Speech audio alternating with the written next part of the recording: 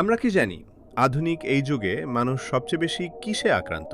তা হলো মানসিক অবসাদ বা ডিপ্রেশন। গবেষণায় দেখা গেছে বর্তমান বিশ্বে লক্ষ লক্ষ মানুষ বিষণ্ণতায় ভুগছে, কিন্তু তারা জানে না এর আসল সমাধান কোথায়।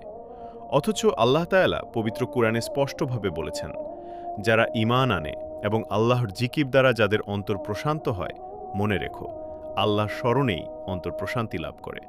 সূরা আর-রদ ২৮। এটি কেবল একটি আয়াত নয়, এটি মনের প্রশান্তির মহা ঔষধ।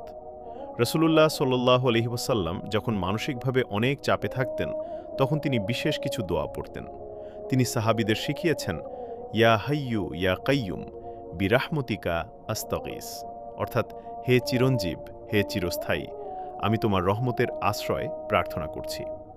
এই ছোট আমলটি অস্থিরতা দূর করতে জাদুর মতো কাজ করে। এছাড়া বিষণ্ণতার সময় তিনি লা হাওলা ওয়ালা কুওয়াতা ইল্লা বিল্লাহ পাঠ করতে বলেছেন, যা ৯০টি বিপদের সমাধান, যার সবচেয়ে ছোটটি হল দুশ্চিন্তা। ডিপ্রেশন মানেই শেষ নয়, বরং এটি আপনার রবের দিকে ফিরে আসার একটি আহ্বান। আপনি কি জানেন, মহান আল্লাহ তাআলা কোনো বান্দার ওপর তার সাধ্যের অতিরিক্ত বোঝা চাপিয়ে দেন না। তাই হাল ছেড়ে না দিয়ে সেজদায় গিয়ে নিজের সব কষ্টের কথা আল্লাহর কাছে খুলে বলুন। মনে রাখবেন, মানুষ আপনার কথা হয়তো শুনতে চাইবে না, কিন্তু আল্লাহ আপনার নীরব কান্নাও শোনেন।